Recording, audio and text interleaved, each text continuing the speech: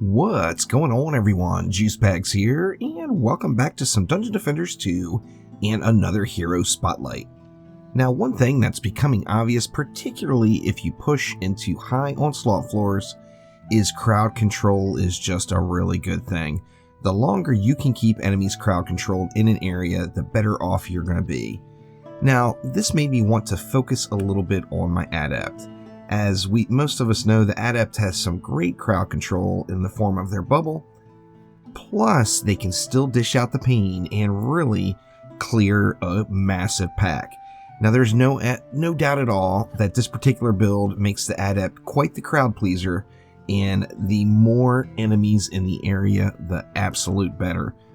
In fact, if you can just jam pack as many enemies as possible into a tight spot, the Adept is gonna just annihilate all of them. Let's take a quick look at some of the Adept's potential here on the target dummies. So we all know that the Adept has a mod, which we'll get, a shard, which we'll get into the shards here in a minute, that makes it so that the arcane bubble will mark the enemies. Now, in addition to that, we've got a mod that makes it so tornado will mark enemies, and this makes the Adept's job much easier. And she's capable of putting out just absolutely absurd numbers when you include the pet. As we see there's 80 million, there's 128 million DPS, just absolutely ridiculous amount of burst damage, and the more enemies that are in the area, the more damage the Adept is going to do, as all of these booms are all separate from each other, and each enemy hit is going to get the boom. So the more enemies you can mark up, the better off you're going to be. And of course, a tight pack is going to make that a lot more accessible to happen. Take a look at it without Drago. Still just wrecking it. I saw a 70 mil tick up in there. Just really crazy amounts of damage that you can put out. Now, in addition to that, even on single target, as long as you have just a couple other mobs in the area, the Adept is still really going to bring the pain to a boss. So looking at it in this situation where, we still have quite a few mobs here, but we say we have 4 mobs plus a boss, let's see what we can do as far as single target goes. As you see, we're still just absolutely wrecking it out, well over the 100 million DPS mark for about 6 or 7 seconds there on the main target itself. So this is going to burn mobs like crazy. In fact, it's almost like a meme if there's a huge pack of mobs bunched up behind a siege roller, because oh my god, it just tears it up. Now, first off, just taking a look at the mechanic of Arc Lightning itself, as Arc Lightning is going to be the base of this build, and it's important to know how it works. Now, say you have one target marked in the front, you hit the Arc Lightning. Of course, a few targets are going to get hit by the explosion. However, the Arc Lightning is just going to hit the target directly in the front. Now, if you mark targets in the back of the pack, the Arc Lightning is then going to go through the entire crowd to get to its target. Now, obviously, it would be better off to have all the targets marked. However, if you don't, the Arc Lightning is going to travel through all of the enemies and hit the target that you do have marked. Now, this is very important, particularly if you run low on mana, which is definitely going to happen with this build. In fact, the one major drawback to this build is you have to really use some self-control. You have to time these big booms and time this Arc Lightning, and really focus most of your time on just crowd controlling the mobs, staying alive and getting healed, and allowing your defenses to do a lot of the work. Now, when the opportunity presents itself though, make sure you go ahead and just dish out the pain by throwing down a tornado, dropping a bubble, popping your pet, and just going ham. The numbers that just rip off are absolutely crazy. Now let's take a look at the Adept build itself. Obviously, this is an ability power build.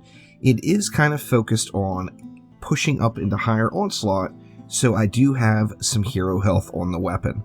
Now, with the exception of the hero health on the weapon, every other piece only has ability power on it, no additional hero health. Now, depending on where your Ascension is, I would definitely go into hero health, and we'll get to the Ascension in a moment. So, ability power on every single piece of gear. In fact, if you've got really high Ascension, you can even go ability power on the weapon and just put more Ascension directly into hero health there. We're using a Dragolich pet, of course. This particular one has got ability power and hero damage on it. No particular reason, it just worked out that way. The stats aren't important, the ability is, and of course Dragos all have the same ability. Now taking a look through the mods. First things first, just about every DPS hero in the game, the focused mod, whether it be focused AP or just the focused power, is going to be really a best in slot on weapons, as your pet counts towards this cooldown. So in this case, with a 7 out of 10 mod, just popping my pet gives me additional 37% ability damage for each of my attacks. Now, that's just crazy. Pets obviously have a long cooldown, so this buff stays going for a really, really long time.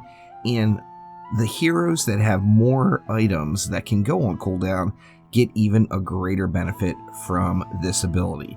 And of course, the bubble has one of those longer cooldowns, 15 seconds. So that is going to make it so you've got a bubble and a pet that are both going to have a long cooldown, and it's going to give you a 15-second window where you're doing an additional 37% damage on each one of these hits for each cooldown that's up. Just absolutely crazy. Now, I'm also bringing along Marknado. Marknado is going to be the Prestige mod, so it's going to be on one of the Ancient Power weapons you'll get for doing an Ancient Power reset, or one is awarded every 10 floors in Onslaught up to floor 100, and then every 20 floors after that. Now, the weapon you get is random, so there's some RNG involved. However, these are also tradable, so you can buy them from other players via player markets. And then we've got Exploding Volley. Exploding Volley is the Adept/Apprentice Onslaught mod. So it's going to drop in floor 35 plus in Onslaught. Once again, it's completely random, so RNG is a thing. However, these are readily available from other players, and they can be traded, so you can purchase them from another player. And then, of course, we already talked about that focused AP chip. Now moving along to the helmet, we've got healthy ability power, a regular ability chip, and then a mana burn AP chip. I talked about your mana. Your mana is going to be low the majority of the time, and you're going to get the maximum reward from that mana burn AP chip. These three mods you're going to want on every one of your pieces of armor, all the way around. So mana burn AP chip, the regular ability chip, and then the healthy AP chip. Taking a look through the shards, in the head we've got Inspiration, reduces the cooldown of my abilities by 39%. Arc Shielding, which gives the Adept a shield any time she uses Arc Lightning, which is very, very nice. Now, it's not a ridiculous number. It's not a massive, massive shield. However, it will absorb one shot for you, and it's going to proc all the time. So you're going to see a bubble constantly. Then we've got Mana Capacitor. Of course, getting that additional 100 ability resource in a bigger mana pool is just overall beneficial on any ability power user. Then taking a look at the gloves, I went with Construction, which is a completely optional shard. I'm just a bit of a fanboy with Construction, as most of you know, a Construction shard ungilded can repair through a siege roller on a wall.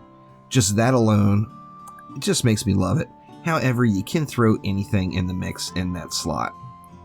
Then we've got Sanctuary. Now, Sanctuary is an important shard. It drops in Chaos 2, and you see heroes inside the Arcane Bubble heal for 15% of their health per second. Now, this is not 15% of their hero health stat. This is 15% of their total health. So this is a nice big heal, and it makes the Arcane Bubble a viable heal, very similar to like the Abyss Lord's heal. And then Critical Strike, an additional 10% chance to crit, never a bad thing. Taking a look at the chest, I left one completely open to give you all just full reign. To be honest with you, I usually throw Jackpot in here just to try to get an extra gold or two out of the deal. However, if you feel like you're having some survivability issues, you can throw Bulwark in there and get a little more armor. Really, it's completely up to you, whatever you want in that slot. Now, in addition to that, we've got Thunderweave. Arc Lightning deals 1250% ability powers damage to all enemies around you. Now, you're going to be using Arc Lightning, and you're going to be getting in there close, so this gives you a little bit of AoE lightning damage just surrounding you, which is not huge, but awesome. And then we got Wither Bubble. You're going to be using the Wither Bubble constantly. This drops from the campaign, and this makes the Arcane Bubble wither enemies inside of it, and this is like a mini Dragolich. It increases the damage the enemies take by 15%. This shard has had issues. It's had periods where it's been buggy and not working. It's had periods where it's worked fine. I always use it just because 15% additional damage for anything in the bubble, and I'm trying to keep things in the bubble. And then we look at the boots. We got Speed Boost, kind of a standard issue, and then Marking Bubble. Marking Bubble is important as well, because not only is this going to place a mark on all enemies when they come into the bubble, this is also going to increase the Adept's overall mark count by 6. So you can have an additional 6 marks just randomly out there just by using that shard. Now taking a look at the weapons, I've got Charged Shot on here for absolutely no apparent reason. However, it fit the slot, so I threw it in. Charged Shot is completely optional. You're not getting a big benefit out of it. This is a hero damage shard. However, I throw it in just because, why not? Drenching Strikes would be a wonderful choice here, particularly with the Arc Lightning. That is going to proc that Electrocute combo. Then we got Inspiring Strikes. Inspiring Strikes is a shard you're going to want to use. It's in Chaos 4, and this makes the hero attacks reduce the cooldown of your abilities by 0.3. Now, let me go ahead and jump to the Thunderbolts and Lightning. Increases the damage of Arc Lightning. Kind of a natural. That's the ability we're focusing on. That's where we want all our damage increase.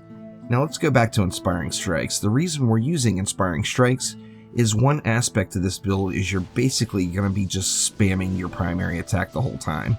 So when I'm running around the map when I play, it looks like this because I do not take my finger off the mouse button. I just let it spray. Now what this does is it makes it so that your bubble is permanent. You can always have a bubble up as your cooldown for your bubble gets reduced, and the timing is actually perfect if you watch the bubble and the timer. So your cooldown is going to expire just before your bubble does, meaning that you could have 100% uptime on your arcane bubble as long as you have the mana available. That is just awesome as well. So hold down your primary attack, let it spray, just make it happen. And then Thunderbolt and Lightning we already discussed. Just a natural, increases that arcane lightning damage. Now I touched on it a minute ago, and it really is a problem with this build. If you don't have self-control and you spam that arcane lightning button, you are gonna run out of mana. It's just gonna happen. There's no doubt about it. Now, it's difficult not to do this. I'm going to be completely honest. I do it constantly. Every time I play the Adept, I'm rolling around the map with very little to no mana at all times. Now, there's a few things you can do. If you're willing to sacrifice Drago, which I personally am not, I'm always going to use Dragolich and try to just control myself and save the mana for the big packs and the bosses. If you are willing to sacrifice Dragolich, you can go with any Gato pet with the Encouragement ability. The Encouragement ability has got a 30-second cooldown, actually a 28-second cooldown according to the tooltip, and it's going to restore 75 mana. So you pop it, you get 75 mana, go ham. It's up every 30 seconds, so you can just keep on keeping on with the mana regen through your kitty cat. Now, we do know that there are some weapon mods for mana return, and if you notice on the tooltip, it says, I don't even have one to show you because I just throw them all away instantly when I see them, but it increases the mana restoration for an inactive hero. Now, what this means is you would have to have 2 DPS heroes in your deck. When you swap to another hero, the Adept is inactive, and it would increase her mana regen while she's in your deck, but not being played. It doesn't mean inactive like standing still over here. It means completely out of the deck. Now, just for that reason, I don't really use that mod. I never have, to be honest with you. I do know folks that do use the mod, though, and they said they still run out of mana. So it's just going to happen on the Adept, as there's just too much action spamming those booms around, as they are just so incredible. Now, it's easy to start controlling it because you never need to hit it more than once. If you mark a pack and you give them the Arc Lightning, that pack is dead. It's just done. Then you move on to the next pack. So then you can mark that pack, give them the Arc Lightning. Now this entire pack is dead. So there's never really a reason, shy of a boss, to just sit there and spam over and over again with the Arc Lightning. So hopefully everyone will check out the Adept, because let me tell you, it is a powerful, powerful gender swap. I know the Initiate is not super popular. However, the Adept is really, really good. And dare I say it, she's almost better than the Apprentice. I mean, the Apprentice is really fun for me, so I have a hard time saying that. But the Adept brings something the Apprentice doesn't have, where the Apprentice can get that boom going on as well with Arcane Volley, but just cannot crowd control a lane with Mana Bomb. Of course, the Apprentice has Mana Bomb. The Adept has that Arcane Bubble. The Arcane Bubble is also your go-to for assassins, so if you turn purple, throw your Arcane Bubble down, and when the assassins spawn, they're instantly stunned right off of you. Now, that will take a little getting used to, but once you get the hang of it, it's real easy to do, and assassins are no longer an issue for you. So that will do it for this spotlight. If you have any questions, let me know down in the description below. Before I end it, I'll do a quick hit on the Ascension, which I think is pretty standard. However, I'll run through it. First things first, you're going to want to go into Hero Crit Chance. Then you're going to want to go into Hero Crit Damage. I personally would put Ability Power in there somewhere. The main thing really is your first 20 points should go into Hero Crit Chance. After that, put them where you want. Fill these top 4 boxes, and it's good game. In the offense category, you're going to want to go with Arcane Bubble Duration and Tornado Duration, first things first. After you get those in, get yourself to a happy point with your hero health. So put as many points into your hero health to get you to a point where you feel safe and secure and confident in running the maps. After that, everything else should go right into Arc Lightning damage. So that will do it for now. Thank you so much for watching. Click that like button and please subscribe, and I will see you soon with some more Dungeon Defenders 2. Take it easy.